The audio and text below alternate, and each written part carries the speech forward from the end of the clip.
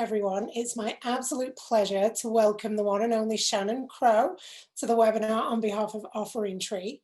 Shannon is a yoga teacher and a yoga teacher business consultant who has helped hundreds of instructors find their niche and succeed in their yoga businesses. Shannon is also the host of the Connected Yoga Teacher podcast, and she brings weekly content on all aspects of running a yoga business into the ears of thousands of teachers around the world. Shannon has also niched down herself into pelvic health, and she runs a membership called the Pelvic Health Professionals, which is a wonderful resource and community for anyone working within the field of pelvic health. So in my opinion, there is no one better place to talk to us all today about specializing to stand out. So welcome to the webinar, Shannon. Thank you so much, Sinead and Mark. This is great to see everyone today. I'm super excited that we get to talk about one of my favorite topics, really, whether you call it specializing or niching down or niching down, it's all the same thing. Keep putting your chat here in the chat bar. Tell us where you're tuning in from. What's the weather like there? And I'd also love to hear, do you have a type of yoga that you are teaching right now? And I'm going to use some slides a little bit just to keep me on track here today.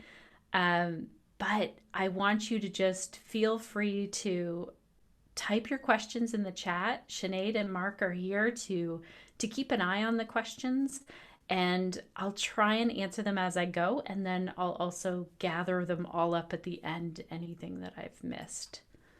So let me make sure, and you all tell me, am I sharing the correct screen? Do you see how to specialize and stand out as a yoga teacher? That's what I want you to see right now. So let me know if you can see that. And I want to know, how's everyone doing? I feel like this is quite an interesting time to be a yoga teacher. If you were a yoga teacher that was specializing in teaching online yoga, you might have found that everyone just came over to the party to join you. Let me see if there's my chat. Good. It's not streaming live on, oh, Eddie. Is it streaming live on Facebook? Is it supposed to be? I'll let you and Mark handle that piece. Gentle yoga for seniors, says Judy, and for those who think they can't do yoga. So that's a type of yoga. Keep putting them in the chat there. Nick, I just saw a Wednesday win from you that you're teaching a certain type of yoga. I know you've looked at your niche, your specialty. And for sure, keep putting what's the weather like where you are? I love those updates. Okay, so Angelique is saying, I don't have a niche per se, but I'm very good at making power vinyasa classes accessible to all people through the use of props and modifications. So this is amazing. You're going to see my own niche journey of how messy and not in a straight line it was. I want to share that with you today. Okay, Janice is focusing on functional fitness, sustainable yoga as one ages. And Sinead is saying, I would love to specialize in yoga for pelvic health, but I'm scared to take the leap. Let's all recognize this right now, that niche work and specializing is scary work. So it's a process and it's scary, and I want to show you how to make it a little bit easier. Okay. Alrighty. Let's see here. So if we haven't met before, this is my hello, I'm Shannon. Sinead already introduced me, and I'll just tell you a few extra things. I have 3 children who are 15, 17, and 22. I have to think for a moment because we have birthdays coming up soon, and they always like to tell me what's coming next. And these really have been my best teachers. I have learned so much from my kiddos. And also, I'm a trainer and consultant for yoga teachers. And even in that, I have been working on my niche. So I will tell you about that today. And as Sinead said, as a yoga teacher, I specialize in yoga for pelvic health, and then niche down, and I'm even considering a niche within that. So I want to tell you that this work is in my opinion, never done. I want to say a huge thank you to Offering Tree for just inviting me to talk about this today and for sharing it with all of you. I'm really excited, and I love that this company is looking at ways to serve yoga teachers, not only with their software, which I'm really excited about because I'm getting a tour of the new webinar feature that not webinar, membership feature that they have going on so that yoga teachers can put their videos together. So things like that really make me excited about the work that Offering Tree is doing. If you need a website, this is a company that I would highly recommend. And also, if you are thinking of how can I get people to schedule with me, pay with me, how can I organize my videos? And I do know, Eddie's here in the chat and you can hold him to it. I do know that they're working away on Zoom integration. So this is a company that's listening to you right now, yoga teachers, and that's exciting. So I just want to give a thanks to them. Okay, so let me stick to my thing here. So I'm just really excited to talk about specializing because I've seen how this makes a difference for yoga teachers. So it makes your marketing decisions and marketing message so much easier to put out there. It also sets you up as the expert. So we're going to talk about the expert so that you get invited to speak on podcasts or invited to write something or asked to speak at a conference about something. It makes you really top of mind as that expert, which can also be scary. So let's just come back to that. That can feel kind of scary. It helps you generate more income. So I have my own example of how I started off teaching way too many classes and not making enough money doing it. And I will walk you through how that changed so you can actually see an example of that. So it'll help you to make more money, often with less teaching time and also without like, you know what it's like to teach. Let's say you go teach this class and then you have to go switch gears and go teach a different class that's a completely different thing. It makes it so that you're not doing that uncomfortable transition. Everything kind of flows together. And also, you know where to focus in your yoga business. It makes things a lot simpler. When teachers say to me, I don't know what to write on my social media. I know I should be updating my social media, but I don't know what to say. It becomes really simple once you have a specialty or a niche. You really just stick to that thing instead of jumping all over the place. Because as we know, there are a lot of different things that we can talk about with yoga. But as I said, I'm still specializing. I'm still niching down. So let me tell you a little bit more about that. This year, and I'll tell you all, it's that's not a secret, but it's like insider information here.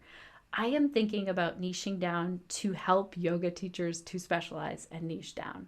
So I've helped yoga teachers with tons of other topics, and I will still continue to focus on those topics, but I will focus in this year on this topic of niching down and specializing because I get excited about it. I know it helps yoga teachers, and I'm being asked about it a lot as well. So we'll talk about how to start to pick what that thing is for you.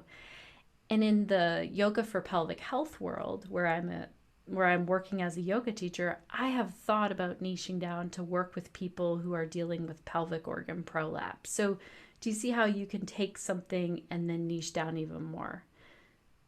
For example, maybe you teach restorative yoga and then you want to niche down and work with people who are dealing with persistent pain.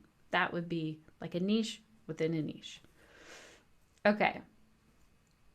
Iva, am I saying your name correctly? I have more than one specialty, and that is a problem sometimes. You wait till you see my slide of how many things I used to teach. Let's all put in the chat, how many types of yoga do you now teach? I would be curious to know that for everyone who's here. And also, is anyone else feeling like this? I like to learn about a lot of different things. I like to try a lot of different things. And okay, so Nina's saying 2. Okay, that's exciting. I feel like, Nina, you've been working on. Angelica saying 3.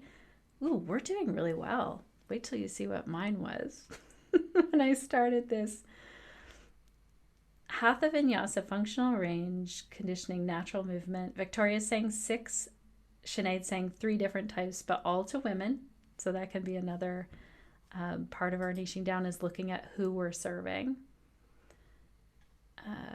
Okay, I want to share my slides again with you so that you can see. But before I do, I want to ask you a question. Like, what is a yoga specialty or niche in your mind? Think of a yoga teacher right now that's known for something. So do you know a yoga teacher right now that you know for teaching a certain type of yoga or a certain style? I'm really curious to hear about that. A teacher other than yourself. Yeah. So that we're having some chat in here about style isn't the niche. I mean, sometimes we're starting there. If we come out of a yoga teacher training and we're like, I teach yoga, because that's what I was like when I first came out of my yoga teacher training. I taught yoga. That was it. I and then I was like, I think I want to try prenatal yoga, you know. So okay, keep putting it in the chat there, and I will share my slides again so that I stick to my points. Okay.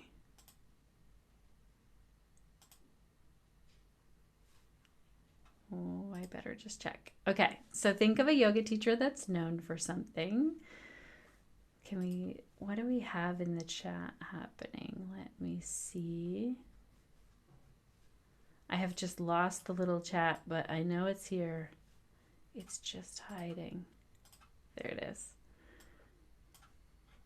Let's see who we came up with. Do we have anyone that we know as a teacher who has really chosen a niche, who really has a specialty that we know of? I want to give it a moment to see if you can think of something. Like, I know that Nick works with a hairstylist. Yeah, there we go. David saying Leslie Kaminoff, anatomy. I almost actually put that in the slides, David. Bernie Clark, yin yoga. Ashley Turner, Sue. What does Ashley Turner teach? I love these. These are great.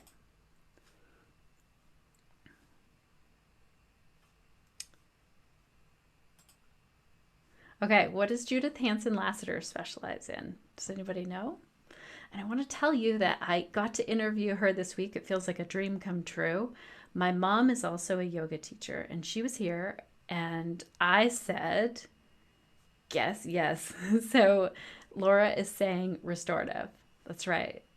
Oh, someone else is, David is saying back health, and she is known for teaching this as well.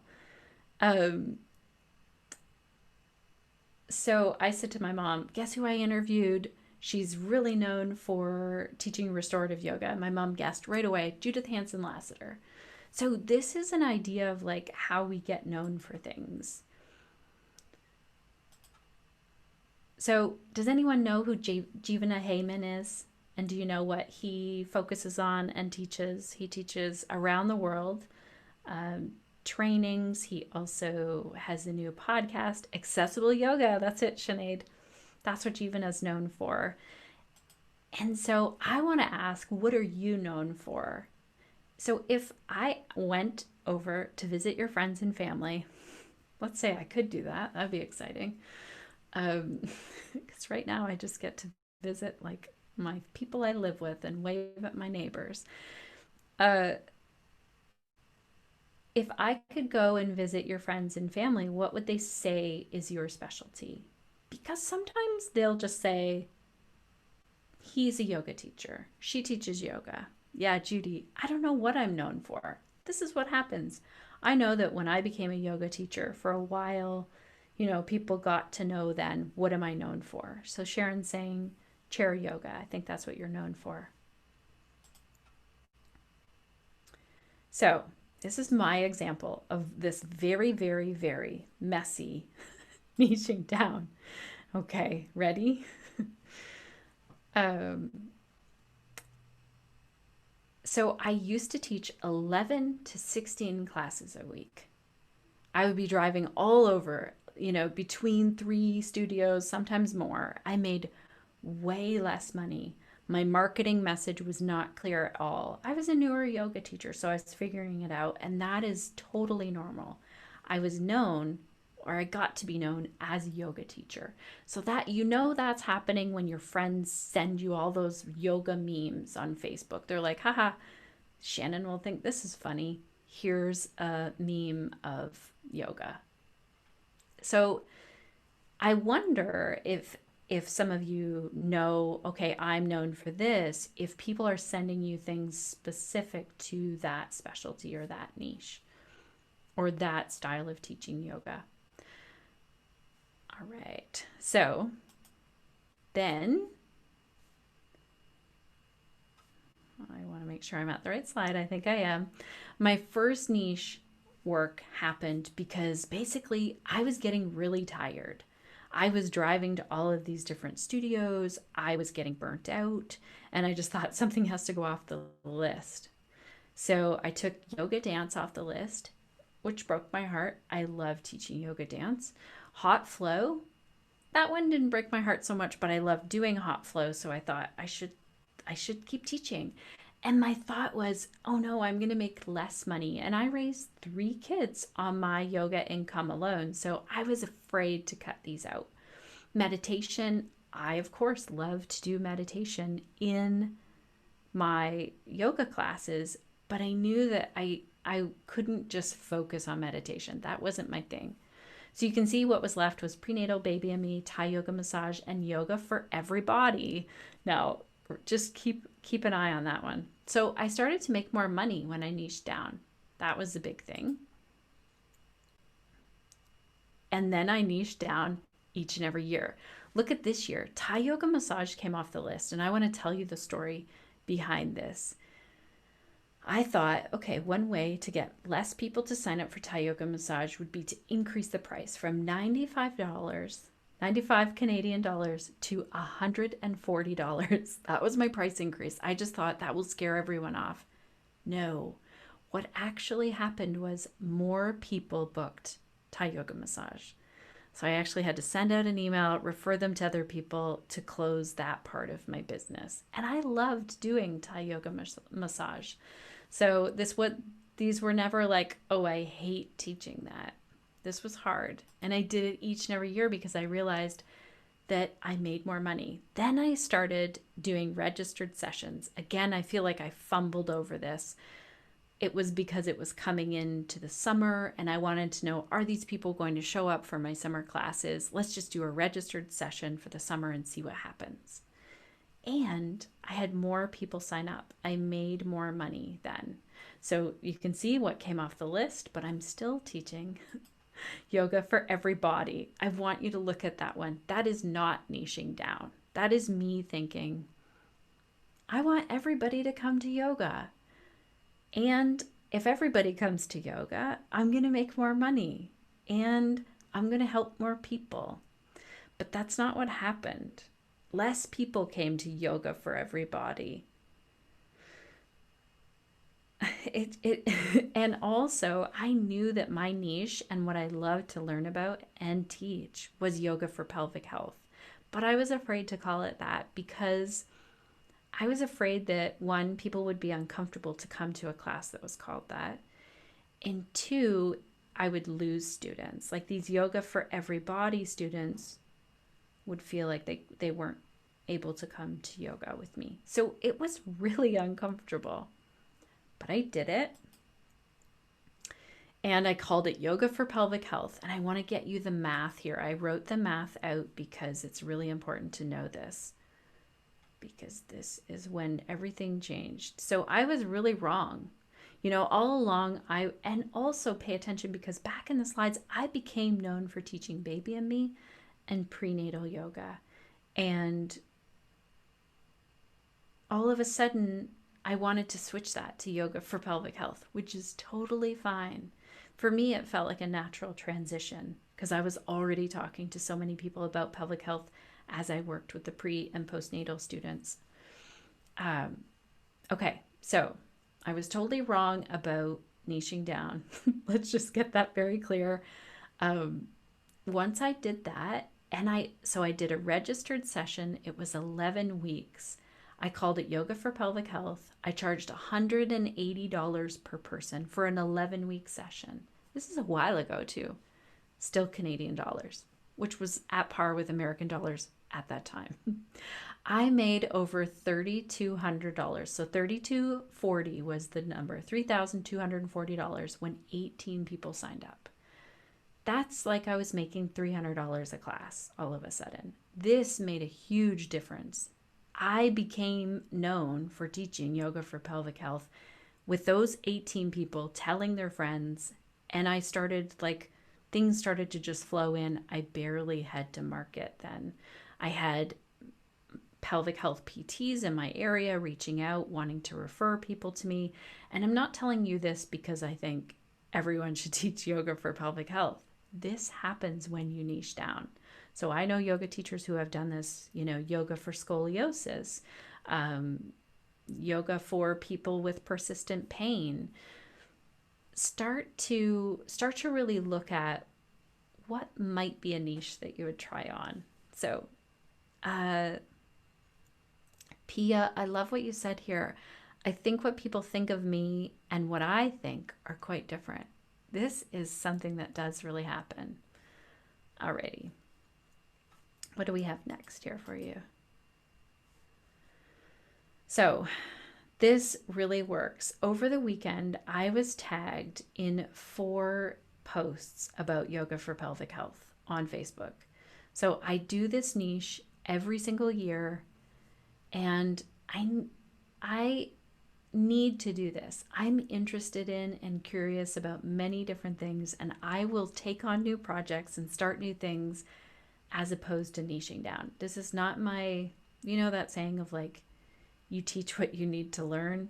I think that's where I'm at. So this is an ongoing process for sure. So I'd love to know, what would you like to be known for? Can you put it in the chat? If you could choose anything, even if it was to try it on for the next month or the next 3 months or the next year, even if it doesn't seem like it's a thing yet. And I hope I have enough time for a story. I'm going to make time. David, I love that you're asking this. Are you saying that you can take on a new niche focus every year? So that's up to you. Some people say that you could niche down too far. I mean, for me personally, I have not found that yet. I do look at how I can niche down each and every year. I wouldn't suggest that you jump all over the place, but sometimes you have to try things on, right? And see how it will fit. So I wouldn't say a new one, although that is how it happened with me. I mean, it looked like prenatal to yoga for pelvic health. And I was really known for teaching baby and me yoga. No one else in my area was doing that. But really, I was working with these people in ways that was like yoga for pelvic health, and they were bringing their babies to classes. So, just a note from the offering tree people, love the comments. Please keep them coming, and don't forget to add any questions you have about how to niche down in a way that makes sense for you. That's so good. Okay, this is amazing. Iva, am I saying your name correctly? Support trauma in immigrants. How amazing would that be? Victoria saying yoga for mental well-being. Iva just said, but not enough money there. It might be that another organization is paying for you to do this. Before you say not enough money there, I definitely want to share this story. Okay, so let me get my story. I was going to wait for a little minute, but I can't wait. We have to talk about money and how we can make money doing what we love to do. Okay, so here's the story. And I have the details in front of me so I don't forget anything. So I was listening to a podcast, and it was Ross Simmons. I think that's how you pronounce his name. I heard him on the Fizzle podcast. This is a long time ago. And if you want to follow him, I will get you his Instagram account. I'll get you the link in just a moment. Ross had a 9 to 5 job at an advertising agency and he absolutely hated it. So, but he loved making origami and folding origami. And he would do that on his breaks or at parties. It was a real habit. Like he would get a break and then he would do his origami fold. And he had this inspiration. Wayne Dyer was doing a 1 year of meditation practice and talking about it somewhere where Ross heard about it. And so Ross thought, okay, in 2014, he was going to do an origami fold, and then post it to Instagram every day, just for fun. So he started with 120 followers on Instagram, his family and his friends, basically. This year, I just checked this year, he now has 112,000 followers. He just did a collaboration with Pixar for the movie Up, and that's all he does now. All the time is fold origami. That's his life. That's his living. That's his dream job. So before you tell me I cannot make money doing this, please tell me if you thought that there was money in folding origami. So I will get you his Instagram. It's called White on Rice. I love this story. He also goes around the world and teaches that you can do things that you love to do. So here's another great example that feels more at home for me. I love asking questions. My parents used to get very annoyed with all of my questions. And now I ask questions for a living on the podcast. So I made a job out of it. There is other work that goes along with it other than just asking questions. But some days I sit there and think, I get paid to do this. So I just wanted to make sure we got into that money part of things. Oh, Eddie has a great question. Do you think your success is because you are niching down, you're honing your craft and becoming better than someone else who teaches your niche but teaches a bunch of other things? This is a great question. I actually think, and I know I have this in my slides, that no one else can teach exactly what you teach. So I'm curious, for the yoga teachers who are here, I'm going to ask you in a little bit. I'm guessing everyone has a 200-hour yoga teacher training, but I'm guessing that you've also taken other specialty trainings. So that is one thing that yoga teachers do, and they can be all over the place. Like you saw on mine, like yoga dance, Thai yoga massage. Like I was a bit of a training junkie. I still am, actually. I love to learn. And there was another piece of that. A piece of that was me maybe not feeling like the expert. So I do think that we definitely gain experience, but we also have other experiences. Like think about the life experiences that we have. I had 3 children. I learned so much from having 3 children. And just the things that make up who we are. Mark and I were just talking about this before we hopped on with all of you about what it's like to parent kids and see them all have their own unique personalities. You are just born like this unique person, and no one else can do the things or think the things that you think. As much as we sometimes can have similar interests, we're really unique as yoga teachers, and our students recognize that. So some of you might be thinking, I don't know what my specialty is. And your students know. They're like, I get to, that class with that yoga teacher, and I just drop in. Like I drop into that relaxation at the end and I leave feeling, they have something that's not quite as tangible in words sometimes of like that feeling. But that's what you're looking for. If you take someone and they're really super stressed when they get to your class and they're leaving in this other way, like you have a real gift as a yoga teacher. I want you to remember that. Okay. I'm going to get back to the slides, but if I'm missing any questions in there, I am going to come back to them. just know that. Okay. Let me see where we're at. So this was the what would you like to be known for? Really ask yourself this question and stick with that question for a little bit. And let me make sure I have my notes so that I keep us all on track. So also one thing I want you to remember is it's not set in stone. So we're just considering it. And I wonder, what does it feel like if you have a few and you're considering those? Like it's okay to consider, okay, these are the things. Like I told you at the beginning here, I am a consultant for yoga teachers and I have a podcast for yoga teachers. But then I wear this other hat where I specialize in yoga for pelvic health, and I have the Pelvic Health Professionals group. So I definitely run two very different businesses. I'm not saying that you have to just take everything out of there. What I didn't tell you is that I used to run a prenatal yoga school as well. And that had to come off the list last year, and it was really hard. Okay, I don't have that in that list. So let's move on.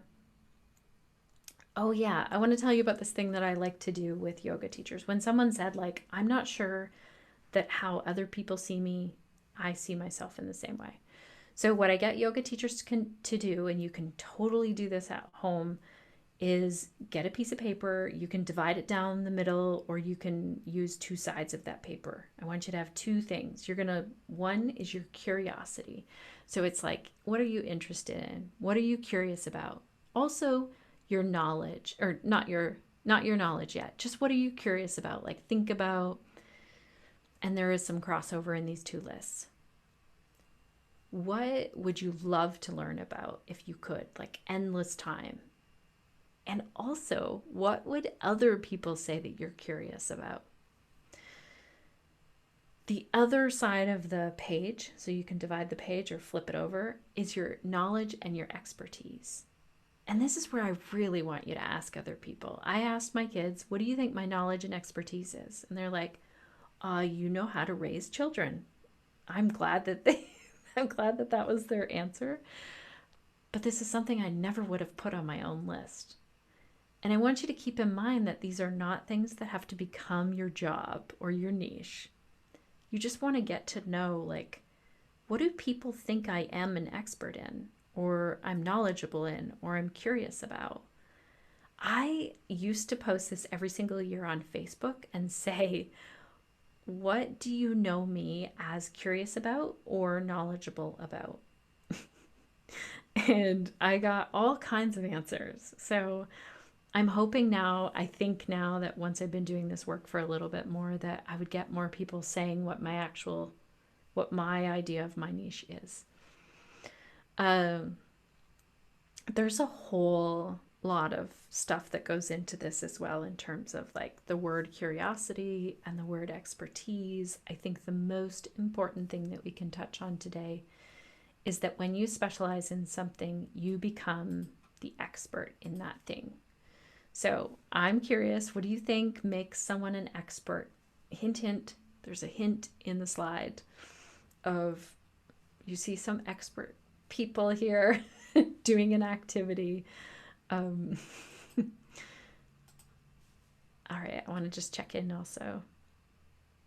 Angelique is saying, my students come back to my classes because I create a 2-month sequence where each week builds upon the last.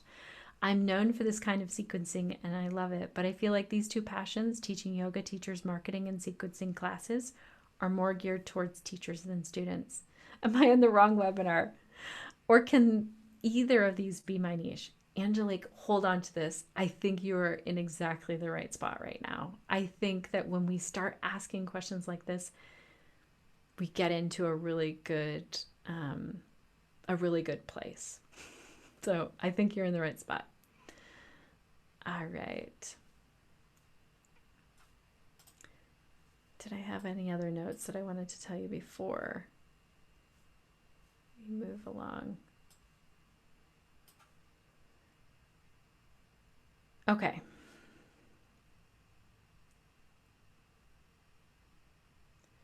So let's just acknowledge again that when you specialize, you become the expert in something, and that can feel scary.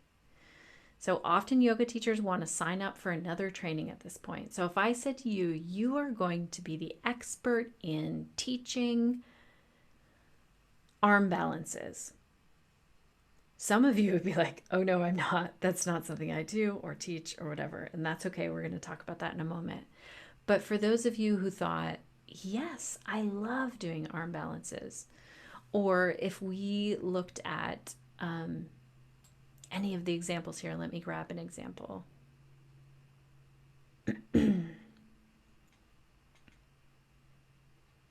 Okay, Jocelyn has one here. Yoga for perimenopausal women with anxiety. So I hope you're okay with me picking this example. This is a really good one.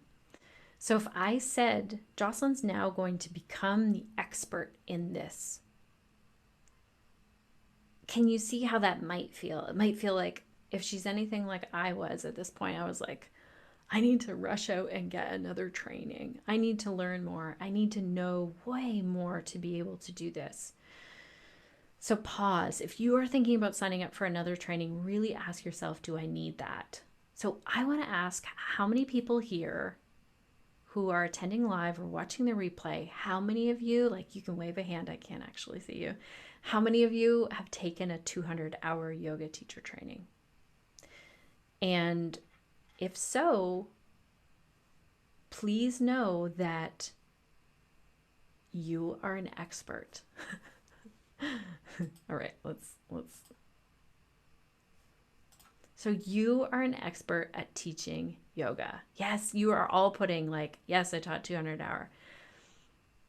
Do you feel like an expert? And the reason why I put this slide here, how many people here feel like an expert at riding a bicycle? I definitely don't. I don't go around telling people that I'm an expert bicycle rider, but I could teach my kids how to ride a bike. Maybe it wasn't the best, but I knew a little bit more than they did. And that's where we have to get comfortable when we first start to look at that specialty, that niche, and becoming that expert. We have to start somewhere. I'm not an expert, but I'm an avid cyclist. See, Angie, I bet you could teach me like how to change a bike tire better than I know, or like one time I caught my pant leg in my bicycle chain. That's how I learned how to tuck my pants into my sock to avoid from that happening again, right? So we learn things along the way, and we even forget what we're learning. Yep, Judy's a fellow training junkie. Okay, David says teaching and doing very different things. This is so true. This is so true that teaching and doing things are very different. And hopefully you felt like your 200-hour gave you some teaching skills. And if not, like find a yoga teacher training that enables you to feel empowered to teach these things. Okay, Angelique's like, yes, I'm an expert at teaching yoga. All right. I want you to all feel like that, because really you need to know a little bit more than the people you're teaching, or 10% more than the people that you're teaching. So your yoga students, in their eyes, you are the expert. You know, that's why they're coming to you to learn yoga. This, I just really would like you to take a screenshot of this, or come back to this with the replay. I know that there's going to be a replay, because this is not so much about your niche, but I started to add this in because so many teachers were looking at their niche in terms of what other people were asking for. And I want you to ask yourself all of these questions. You know, this enables you to see another piece of your specialty as a yoga teacher. So I'm going to skip through this a little bit because I want to make sure that we have enough time for the questions at the end. These are just the questions. If you had more time, you'd really sit and look at each one. And Jill has an example. So Jill likes to teach group classes. She wants to move online for right now, but maybe she'll be back in person. Her ideal class size is 8 students. She's at her best on Monday mornings at 9:30 a.m. and she'd like to run longer sessions of 8 to 10 weeks with a break in between. So think about that, and also think about like you first. You are the piece that keeps this going. Without you, it's like it isn't sustainable if you burn out, right? We all know that. And you need to keep going, and you need to put yourself first in this business. Are there any questions about that? I feel like we have some questions here. Some hands up. So I want to also show you one other slide because I think this will bring it in, but I want to make sure.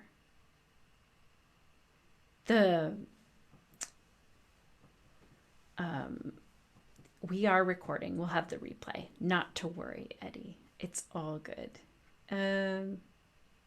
Alex is saying, with COVID-19 and the total upending of the business model for studios and teachers, what do studios teachers need to know about new business models for teaching and making money in this ongoing pandemic?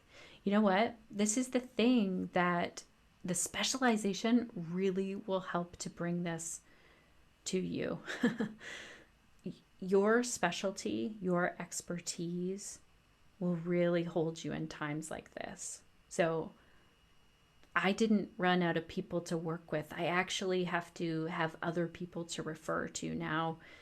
You know, my people that I was working with, Yoga for Pelvic Health at the physio office, they still need their yoga. They still need all of that. And once you find that niche and you're known for it, it really takes the pressure off this like cycle of like sell, find more students, do the marketing, put more out there, put more workshops and offerings out there. So I think that more than ever, niching down and specializing really matters in this time right now.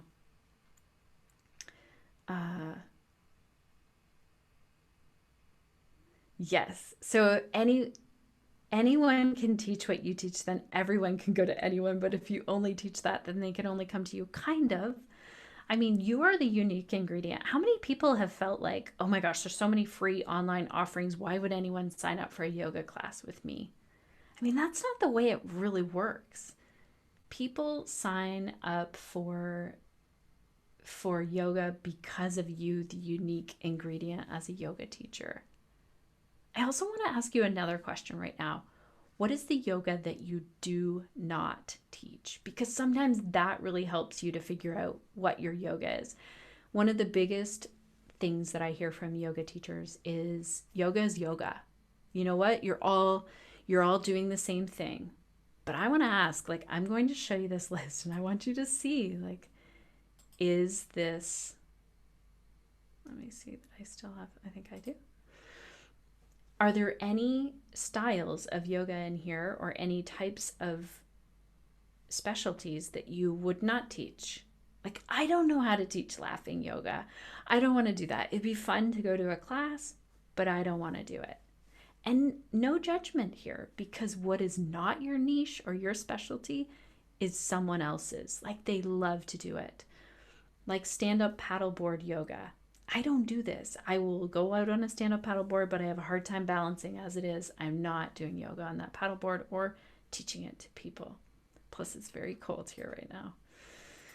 So what are the ones on this list that are not your yoga? Okay. I have a saying, goat yoga, acro yoga, wine yoga. So those are, I'm guessing, not your yoga. And that's okay. Like, this is definitely not a place.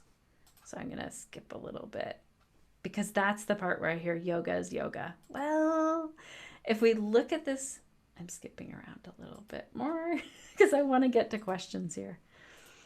How many people here teach balance poses? I already brought this example up.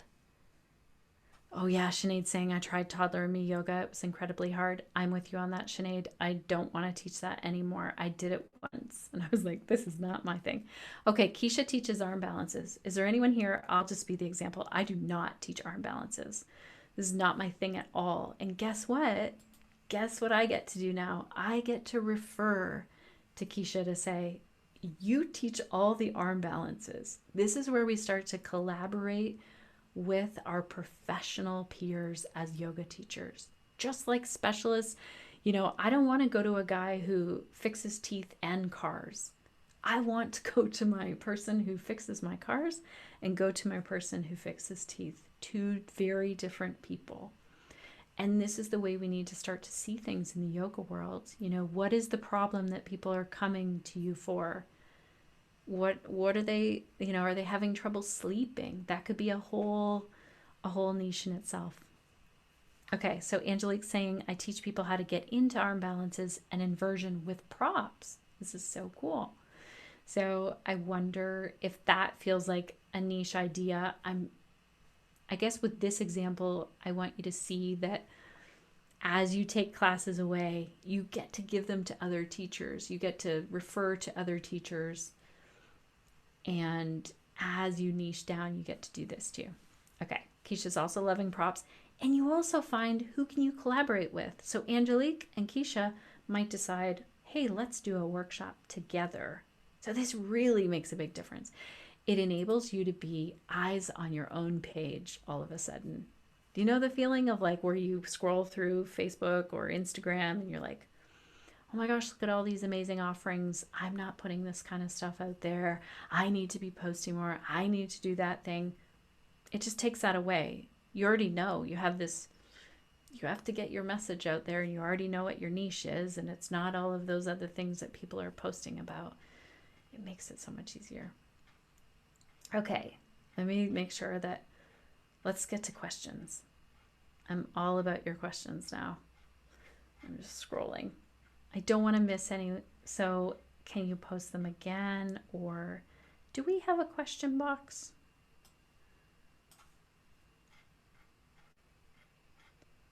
Okay.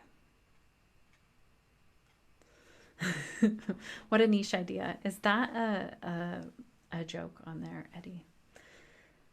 All right, Kelly's saying, would you say niching is about what I'm offering or a way to describe my ideal student? Kelly, I think now as I get into this niche work that it is so many things. I think niche work really, like that list where I gave you, look through these things. What time do you want to be teaching? What time of the day do you want to be teaching? I think that can even be part of your niche. Like if you only teach morning yoga and you decide I'm not teaching any evening classes, or I only want to teach, like, think of the teachers that are saying, I want to teach all of the philosophy about yoga. And then on the flip side, there are teachers that are like, I don't want any philosophy in my classes at all. And I think it's where we start to really decide what is that unique offering that we have. Or a way to describe my ideal student, you asked. I think that's part of it. I think we start to look at our ideal student with our niche offering, with our specialty offering. That's actually an example I'd like to throw out there that you can try it on and see how it goes. I would always say that I taught yoga for pelvic health to women. And just this year, especially with all that I've been learning about gender language, and I took a transgender competency training, I want to learn more how to serve any gender in pelvic health. So this is again how it can change. Like, you are not stuck with this thing. Please do not go out and rebrand your website and do this thing. Oh, I love, Sinead, that you're saying, are there any baby steps we can take? There sure are. Okay, I would not hop to running a workshop yet, but let's think of, let's say 3 to 5 things that you might talk about.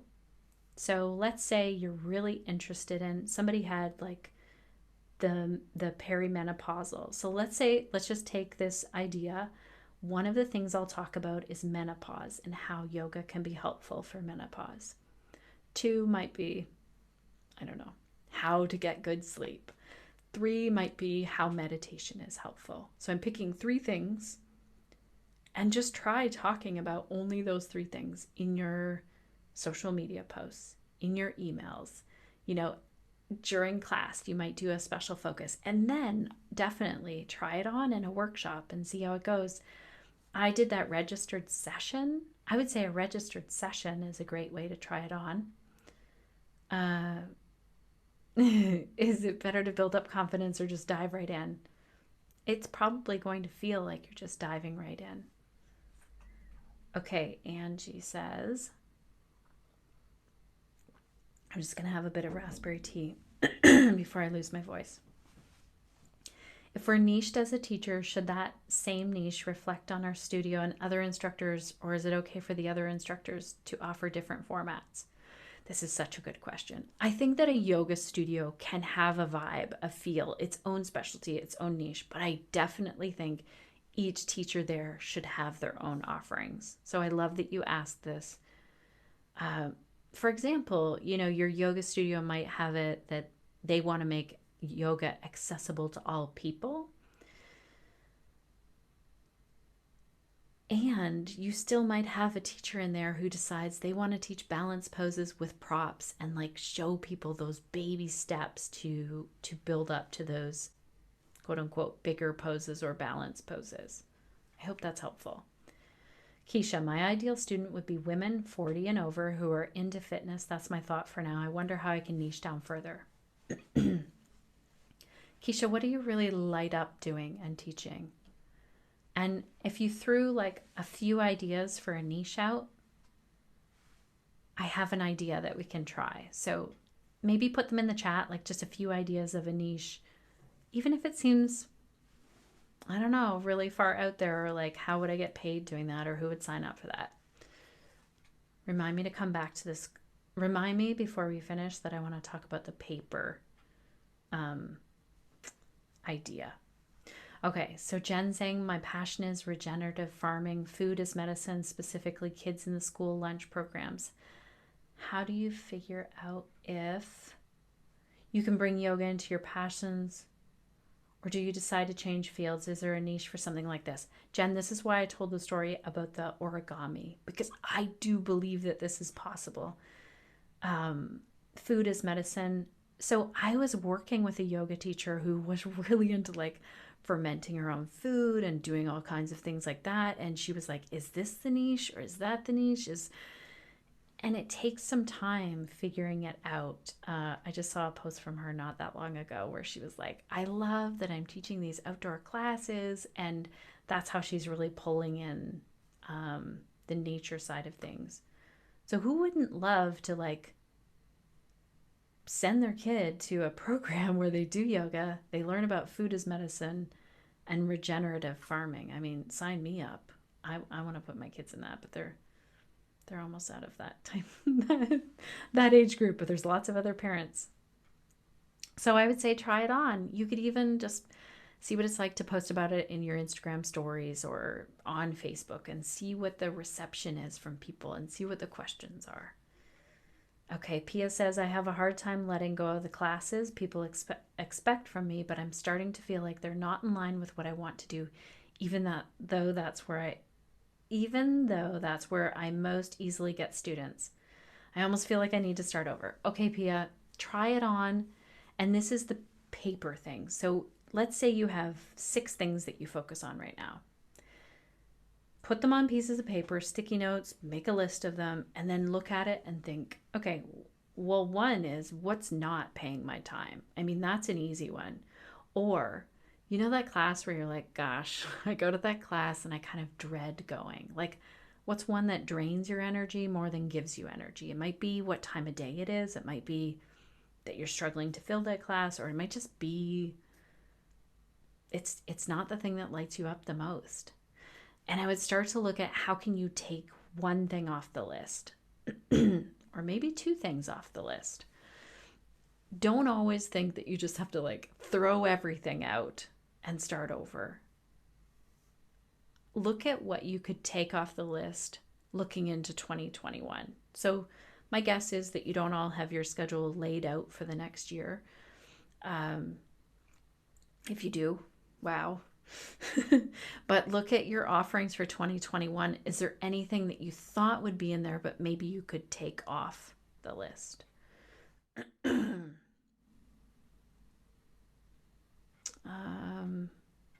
So the paper thing is you can do this. This is Amanda McKinney's thing. I know she did a webinar with Offering Tree as well. You can take a piece of paper and stand on that piece of paper and say your niche. Like, hi, I'm Shannon. I teach yoga for pelvic health.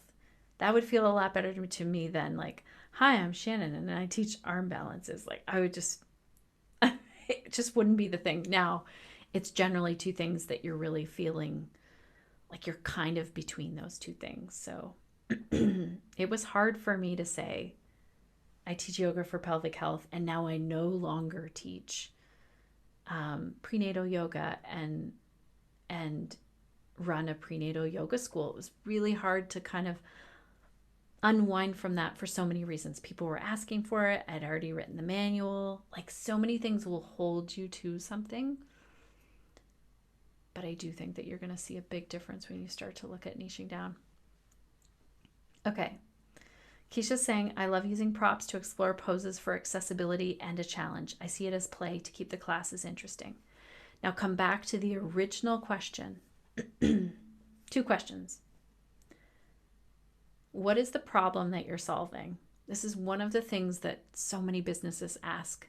And this is because you might know that you are teaching this kind of yoga, but your students are looking for something. Nobody is searching the internet for yoga for happiness. They are searching for things that they have, there's a problem around that.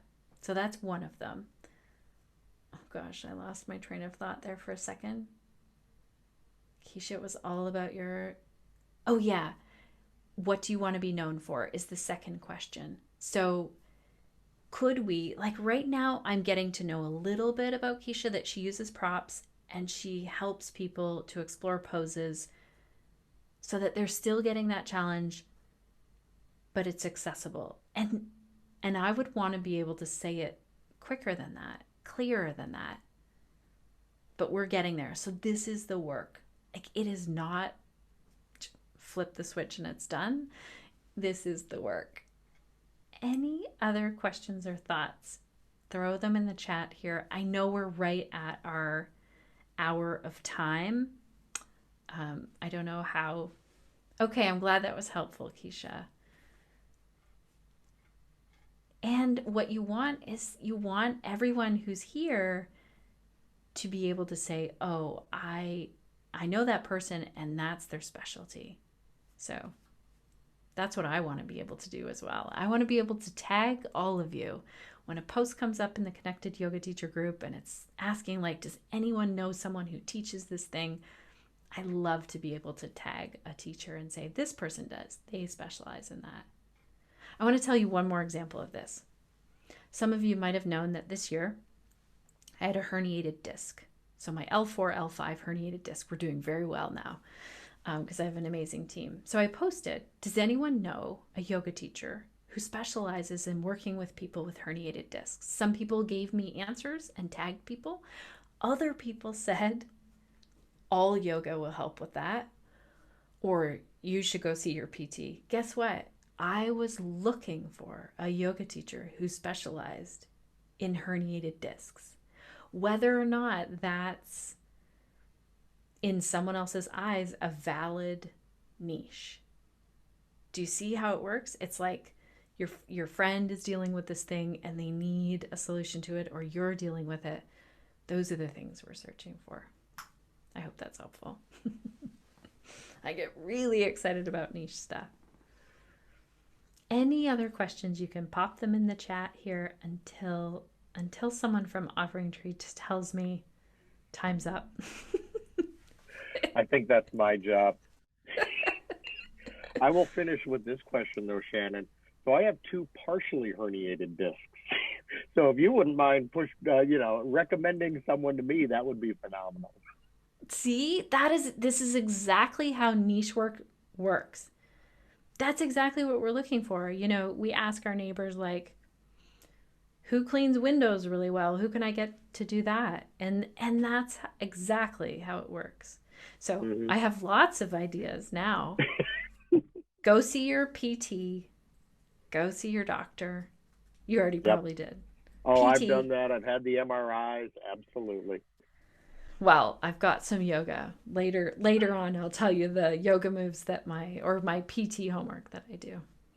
I think we should handle this if you wouldn't mind. I know we're a couple minutes over, but this one last question that just came in from David. I have this resistance to pigeonholing myself into something too rigid or confining. Yeah. So do you have an idea, David, of what that might be? Like, do you have a niche idea and then you're like, uh-oh, that might be too confining? Um, Nick. Nick is Just being known over and over again, and yeah. Nick is a yoga therapist, so she's someone to reach out to. I love Thank it. you, I Nick. love it. Nick just raised her hand as the Yes. expert, which she is, and so that's exactly what we need. Okay. David, I just wondered if you had an idea. I love the variety of working with all types. Here's the thing that happens, David. Even though you niche down, people are going to find you for all kinds of things. So I niche down to yoga for pelvic health, and I still get asked to teach all kinds of yoga. Sometimes I say no, sometimes I say yes. Um, I see if it fits. So it doesn't mean that those other people aren't still going to find you, but it enables you to try it on. So I'd say try it on. I mean, you're the person who runs your business. So you get to change your mind then. If it doesn't fit, Yep. if it feels confining, do something else. Yeah. All right. Well, we're 404 here in the Central Time Zone. So we're a little bit over, but I have to say I've done I don't know how many podcast or webinars over the years. This is the most engaged audience I have ever seen in my life. So this was wonderful. Appreciate all the comments, all the questions, the discussion. It was great. And Shannon, thank you for doing this on behalf of Offering Tree and speaking to our audience about niching down. I just kind of combined the two different pronunciations there. Perfect. And yes, this has been recorded, so it will be available for viewing in the future. And I just want to thank you all for joining. And again, thank you, Shannon, for participating, for being our presenter here today. Thank you so much. This is what lights me up, and that's what I want yoga teachers to find is like the thing that doesn't feel like really hard work and it lights them Yep. up and it keeps their business going. This is what the world needs. Wonderful. Thank you so much. All right. Thank you all. Have a great day and a great rest of the week. Bye-bye. Thanks everyone. Bye.